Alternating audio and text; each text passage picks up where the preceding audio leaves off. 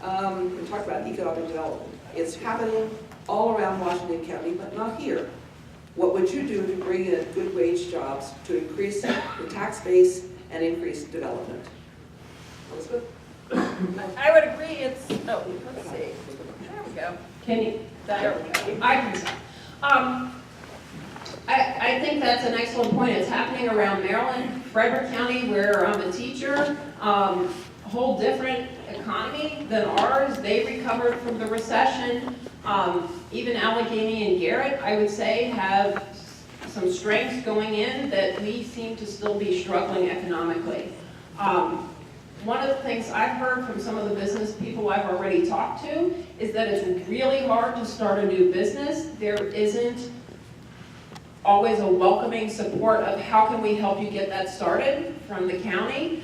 We're dealing with the same state regulations that Frederick County, Allegheny, Garrett, all the rest are dealing with, so we have that. But we need to make sure that what we're doing helps attract them. As I mentioned, we have great airport, we have access to international airports, 2 major interstates. We need to find ways to use that to our advantage. I think we're a great location to attract some new tech business.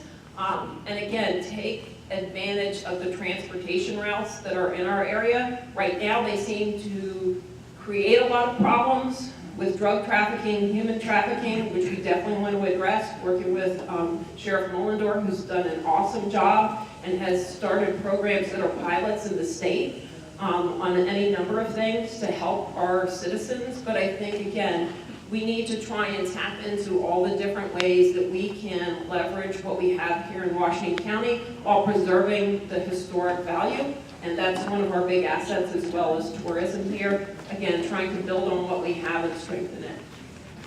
Okay, sorry. Like I said during my speech, EDC is a main thing that we have to get back to. We have to provide businesses, private entities, and be flexible enough to try and get and spur this development that is so much stagnant right now. A lot of people say Washington County and Hagerstown isn't business friendly, okay? A lot of people say that. We're business friendly, but we don't have the right folks that are pushing the right issues to get better businesses in here that will provide our communities that base to uplift our people. Okay, we've done great the last 10 to 15 years at getting those projects up and running, but we've come to a standstill. What I would institute, I would do an authority that oversees the commission so that we can provide that avenue to where we have folks that are able and within reach to talk to. No one's talking to anyone right now. You look at the Yale Drive project, okay? That is a perfect idea. But what's wrong with it? The road's not completed. Why isn't the road completed? Because there's a person or a business that hasn't been talked to enough to get that project completed, okay? So if I become a county commissioner, I would go to that person and say, what does it take for us to get this road to go through so that we can spur business? Okay, the hospital is there, the college is there, okay? What do you need us to do for you, okay? When you look around Washington County, we have warehouse businesses, okay? We have a new bottle company coming into town, okay? You look at those things, Washington County is set to boom as long as we don't drop the ball. And what I mean by drop the ball is to let personal egos and issues get involved or get in the way of progress. We have a great town, we've got great business leaders, we have an outstanding community. We're not like Frederick, we'll never be, okay? We can be better. We have a lot of history here. We have the battlefield. We have planes, trains, and audits, okay? Get the bus services back to where they're 100% to where we can shuttle people back and forth between these different things so that they can experience what I experienced when I'm riding my bicycle across the county. I ride to the battlefield, I go up to Fort Frederick, I go down to Dam number 5. I mean, I'm pretty much everywhere. If you look at my Facebook page, I'm everywhere, okay? But there's a lot of folks in our community that don't have the opportunity to go see those things. okay? My grandparents were from Sharpsburg. They taught me everything I needed to know about the battlefield, Keedysville, Roarsville. I mean, everywhere. We were at the battlefield every weekend. Not with our parents, just us, looking at every monument there, okay? Hagerstown, same way, okay? You go to Smithsburg, we learned everything about the orchards that we could, how they were grown, you know? Thank you. Thank you. I apologize, excuse me, Ann. I apologize, but we are short on cards. If you have one in your hand, we don't, we are? Okay, thank you. We have people back there who didn't get them, and they're anxious for them. Thank you. Thank you, Okay, ma'am. if we're gonna get a lot of questions, we're gonna have to divide them up. So- First of all, the most immediate thing that we can do, and when I say we need all of you, and we need to appeal to moderate Republicans, independents. The first and most important thing we can do to drive economic development in this county is to change over the Board of Commissioners on November 6th. Let me try that again. First and most important thing we can do is turn over the Board of County Commissioners on November 6th. Look, I already mentioned earlier that we could model things that are already done in counties around us. I think where we have the opportunity to bring businesses in, to have programs and public-private partnerships where we're going to train workers, high-skilled certificated workers. We have programs that already exist here at HCC. There's a program at the airport, Pittsburgh Institute of Aeronautics, who are preparing high-skilled students for jobs. There's an opportunity to bring jobs to the airport. I think that's underutilized. It's growing, and we see what's happening there. I think it's just the tip of the iceberg. As far as the other issues that are facing the county, we can't keep making excuses. We have a great school system, but it's struggling. We need to work with the school system, make it attractive for businesses. If I was a business leader and I was looking to relocate to Washington County, and I Googled, and all you see are the scandals and the headlines, and nothing happened. I think we're taking a passive approach to economic development. I think we're waiting for businesses to fall into our laps. At the State of the City address, it was interesting, someone asked about economic development for the city, and Mayor Berge described it as filtering down from the state and into the county, and then they get it from the county. I don't understand why there's some not transparency there, why there's not cooperation. Who cares whether someone relocates into the municipality of Hagerstown or Boonesboro or wherever, as long as they're bringing jobs to Washington County. So I agree with Harry. I think we need to have a more transparent economic development plan, particularly if you get a chance. Look at fcadc.com. It's the Franklin County Economic Development Arm. It's a great model. Thank you, Ed. It's interesting in just what the 10 or so minutes that we've been hearing from three of the candidates, we've probably heard more ideas than the EDC has put forward in the last 4 years. So I think we have a group of people here that are ready to take this issue on. Now, just a few data points. There are 65,000 employee base in Washington County. Of those, 50% go outside of the county to work. About 30% come from outside of the county in on a daily basis. So we're really not completely employing and taking advantage of our employee base. There are 11,000 businesses registered in Washington County. Of those 11,000, 8,000 are small businesses. That means 3 employees or fewer. So a lot of your realtors, your insurance folks, landscape designers, small business owners.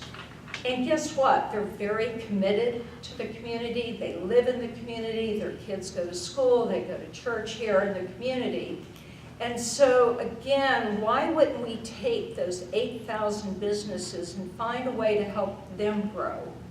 For instance, if we even had 650 of those 8,000 businesses hire one more person, we would drop our unemployment by 1%. Not bad. And we could do that right here. We could do microloans to allow them. Anyone know what a sustainable microloan is? You know, you're looking at $2,000, $3,000, $4,000, $5,000 to help some small business find a way to expand and maybe be able to hire that additional employee. And again, if we don't get a handle on our economic development and have a diverse, large, medium, and small employers and businesses in this county, our AA+ bond rating could be in danger. And so when we go out for bonds each year, that's going to cost us more money. And that comes out of our very finite amount of revenue that we need to help and resource everyone in this county in different issues. So this is a key to a successful county commissioner group. They've got to tackle this and hit the floor running. Thank you.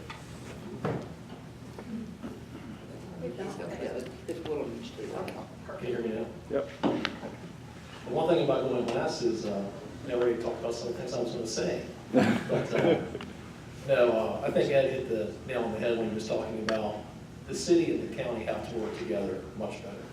I know there's been some moves towards that in the past few months. They just had their, I think they had a joint meeting in April, I think. First joint meeting in like 3 years. Washington County has to look at in a whole perspective. You just can't look at Hagerstown and particular communities. The whole county has to be involved. I believe there's 3 enterprise zones in Washington County. Why not make the whole county an enterprise zone? The microloan idea is excellent, I think. Let these businesses expand that already exist. Let's help them out. You can't be saying, oh, well, just because you're in business with 15 employees, that's good enough. Let's make it, they get to 20 or 25. The small businesses will drive the economic growth. Did it go off? The mic just went off. Okay. Right. Much better now? Yeah. It's gone. Keep on It's the driving. curse of the mic. Yeah. There you go. But anyway, no. Washington County has so much potential economically. We talk about the interstates, the railroads, the airport. It all has to work together, but also the jobs aren't just going to fall into our laps, as it was said earlier.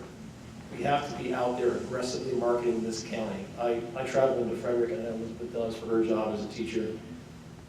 We can't be like them. Obviously, the population is much higher, but they have really put skill and effort into advertising that county nationally. We can do the same here if we really put the people in power to do the job every day and not be distracted by the issues we see in the newspaper it seems to be every week now. So I'm committed to that, and I hope you are too, and help me out in doing that. Thank you. You're good. Thank you all. Because we have accumulated more questions, we started out with just 2 and I allowed the 3 minutes. We're going to have to cut the answers down to a minute if we're going to let each person answer it. So, not that your question isn't every bit as important, it's just that in order to accommodate what we need to accomplish this evening. All right, this time we'll start in the middle. Yeah, I believe. Okay, we'll start with that. All right, this is a question for all candidates.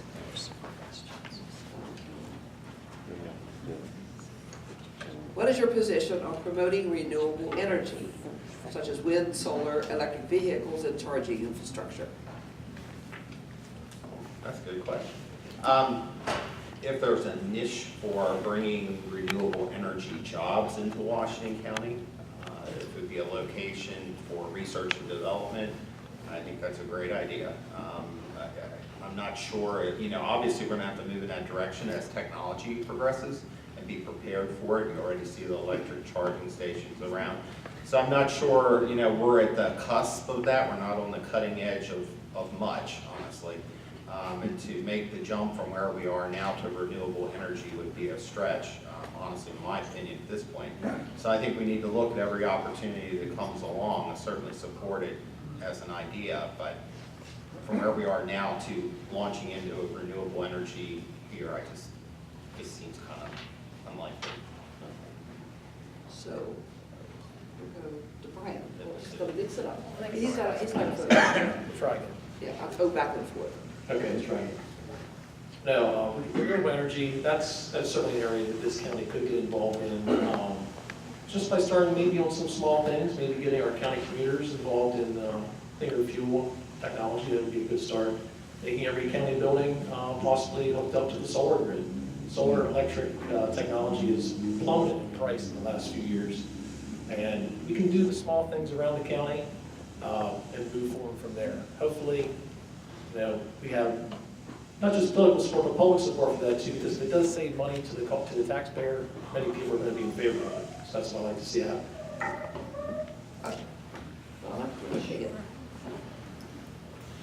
So let's sort of keep with economic development and thread all of these questions if we can, because I do think they can be connected. What about giving a tax incentive to a company, a startup company, who wants to develop a new approach to whether it's biomass, whether it's solar, whatever the alternative? I know the state of Maryland is supposed to have a certain percentage of renewable energy by, and I'm not going to know the year, but I think it's probably another 5 or 10 years out there. And I think that's something, there are probably grant dollars available at the state to, again, why don't we make this a business opportunity here in the county? Listen.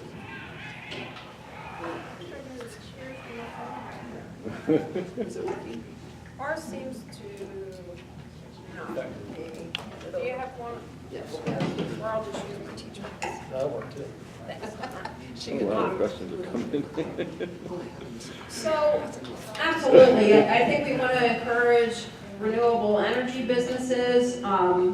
We already do have some in this county. We definitely have solar. I believe there's some geothermal and wind as well. I know farmers. I was on the Farm Bureau Board of Directors for a couple of years. I know there are farmers who are moving to solar and have found that to be a great way. You have a big, huge roof of a barn, line it up with solar panels, and it saves them a lot of money in the long run. So I think any way that we can encourage that for people who are already in business, like a farm, or for other businesses, residential, I'm seeing more and more homes with that as well. I think that's a great opportunity for us to try and encourage businesses, support businesses that are already here, as well as attracting new businesses in those fields. It's definitely the wave of the future, and we need to keep going with that and supporting it whatever way we can.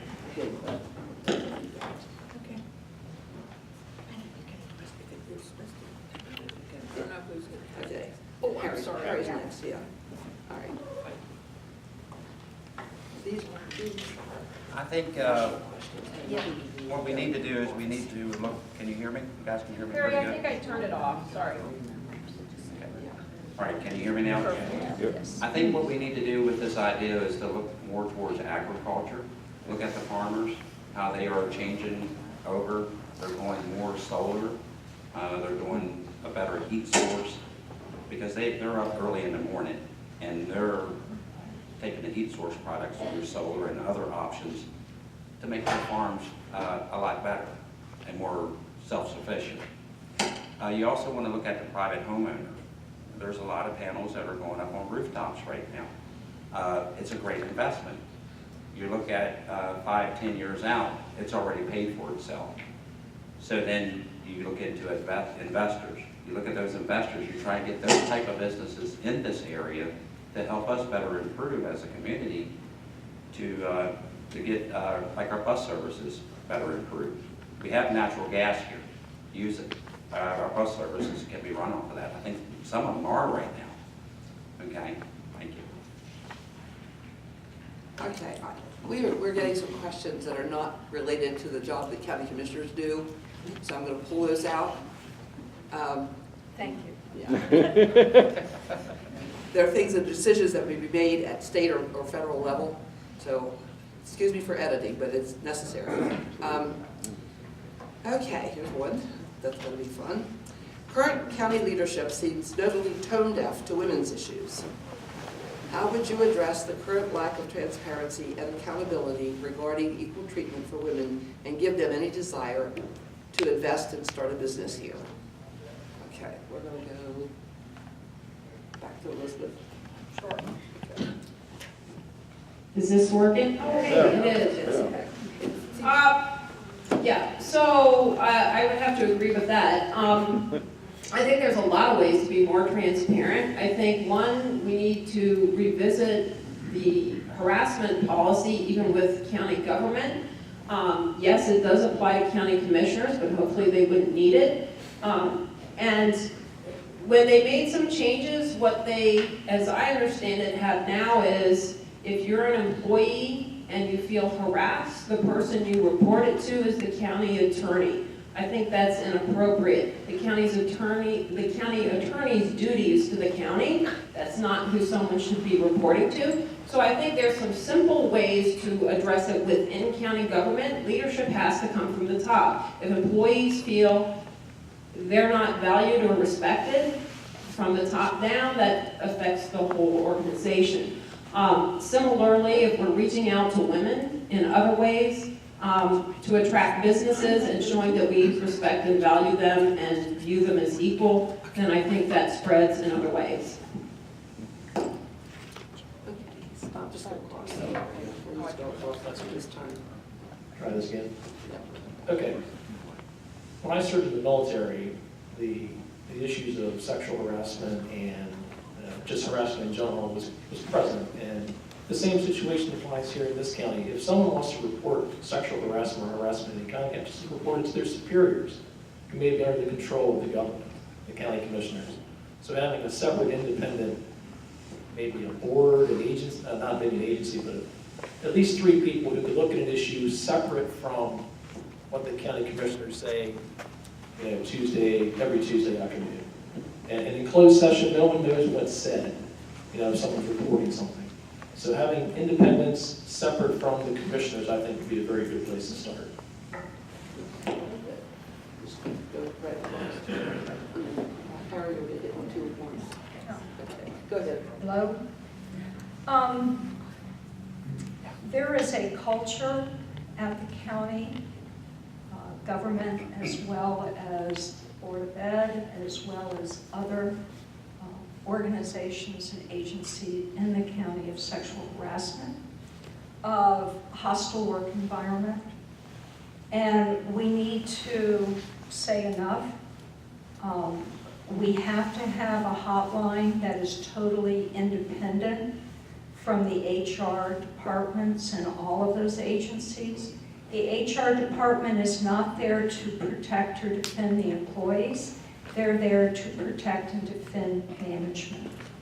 And that's their job. So we need to really have an independent ethics panel. Are you aware that the county ethics panel is appointed by the county commissioners? Yeah. And that the attorney who sits in liaisons on that ethics panel is under the authority of the commissioners. So the system is really rigged, and we need to do something better than that. In the private sector, in my job, we have annual training about sexual harassment in the workplace. I think that it's not something that's one and done when you're hired in any organization, whether it be public or private, that you have sexual harassment training. It should be done on an annual basis. I agree that it should be an outside commission that would look at, investigate, and evaluate the claim of harassment. It's hard to believe. It's astounding. It's here, it's in the state, it's nationwide, it's at the head of our government. I think enough is enough, and the movement has started, and I think it's time to really make progress in that. We can't have HR meetings in a parking lot in a car. That alone is enough to revamp the entire HR policies. And if I'm elected, I would support reviewing them entirely again. As far as women's businesses, anything the economic development or commissioners can do to highlight and encourage women entrepreneurs, I'm 100% for. Thank you, Ed. You were spot on. With women's issues, we need to get women more involved. They're already in tune. They're pretty much up to about 35 to 37% individual job holders. They have small business. They're presidents, they're vice presidents. They're at top level positions. And they really fought really hard to get there. So we do have to improve on it, but we have to be more accepting to the fact that here and leading into the future, there's going to be more women that are in charge. So we need to work with them. We need to be responsible. We need to be transparent. Sexual harassment program, okay, at work, we have what they call a zero tolerance program, and it's been in the running for about 28 years now, okay? And if you have an issue, you tell the person to stop what they're doing. If they don't listen to you, you go to the immediate supervisor and you say, I have an issue. Then it's up to that supervisor to take control of the situation and handle it and move it forward. We also have what you call an EAD program, where you can go off work hours and you can call them at any time, and it remains silent. And I think that's what we need to do as a county, to look into that type of an idea. It works perfect for the Postal Service. I have a question from me. How many candidates can you vote for? Do you realize you could vote for all 5 of these people up here? These are our Democratic candidates. It's a board of 5. All 5 of them are eligible for your vote. Now, there'll be other candidates on the ballot. Because there the other party, there are some independents or unaffiliated. There's one Green Party candidate. But these are our folks. So where's the list of their names, so after we forget, we can say, oh yeah, that's who I listened to. They'll be identified as the Democrats on the ballot. That's a good proof. And the Board of Elections, you can go online. I know you, I mean, don't worry about that. I know have her one- also. Yeah. All you have to do is come downtown where I work, you'll see me. I'm on every corner. And you won't We'll forget. be the only 5 Ds for county, Sorry? we'll be the only 5 Ds for county commissioner Okay. in the general. We don't have a primary, we're on the ballot, but we'll all make it through. You're a teacher, So- but you want us to give everybody a D? If you don't vote for us. We're going to be running out of time here. But there is one question here I think we need to talk about. Actually, there's 2 I'd like to put on for this evening. This is number 1, and Harry, you'll start it. What is your position on the proposed Trans-Canada pipeline under the C&O Canal and the Potomac at Hancock? This is not a decision that can be made locally, but we had to work hard to get our commissioners to take a stand on this. I believe that it should not go through this area at all, okay? We are environmentally friendly. We have a lot of green space within our county and in the state of Western Maryland. There is other options that they could do to run that gas line, but they choose not to. It's just like running the massive electric lines up through Virginia, okay? My sister had to deal with the same thing with the electric companies. They wanted the right to come across her property, okay? And they wanted to take their property from them because they refused to let it go through. With a natural gas line, you're going to affect the environment, you're going to affect your water supply, and it's not a good thing for this area. It's just not a good thing, okay? We need to get a hold of our delegates, our commissioners, we need to get a hold of our senators, and we need to push the issue and say, hey, wait a minute, we're not taking this, okay? We're not going to take this up in our area because you're going to ruin our environment. That's the main key, the environment of Western Maryland. They're going to destroy it. Simple answer, I don't support it. I think we need to preserve pristine environment that we have, what's left of it, continue to help it come back.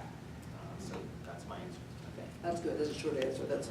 I like that. Try not to look at the red card, okay? Comes up too fast. Thank you. I think the current status, I was at a Boonesborough Mayor and Council meeting last night, and the commissioners were there, and this issue was brought up as well. And the commissioners were thanked for writing a letter showing their concern. I didn't read the letter. I don't think they said they were opposed, but they were concerned about possible issues with that, and they were hoping that there would be more research done on it. My major concern is the Potomac is a major source of water for a lot of communities. And we know what happened in Flint, we know what's happened with water resources out west, if we can't protect our own water resources, we're gonna have a very big problem. Well, I'm very opposed to the pipeline, not just for the environmental reasons, but you have to look at it economically. What does Washington County get out of this pipeline going underneath the Potomac River? Can anyone name anything? I can't. It's going to go across the Potomac River underneath it to West Virginia. And I believe it's going to connect into the Procter & Gamble plant that's being built. That's what they tell us. That's not right. That's not what where they it's really say. going. No. But I don't think that's going to be quite the case. On As you behalf mentioned. of Procter & Gamble plant, they have enough. They I imagine so they do. They certainly do. But no. That's not the real reason. Yeah, the environmental concerns with the geology and the risk involved, it could possibly, pollute the entire downstream of the Potomac River into the Chesapeake Bay, so I'm quite opposed to it in all forms. Thank you. I too am opposed to it. Again, it endangers our water, it endangers our land. There's no advantage to us whatsoever. This company does not have a fabulous track record. There is no reason we should endanger our water supply, and it was mentioned, it would affect a lot of other people's water supply. It is just way too high risk with, in my view, no benefit whatsoever for us. Okay, one final question. And this, I'm not quite sure, I've been trying to figure this one out. It's a question that says, what other are your plans to overcome racial, and I think it says disparity. I don't know whether they meant to promote diversity, but that's a question that was asked.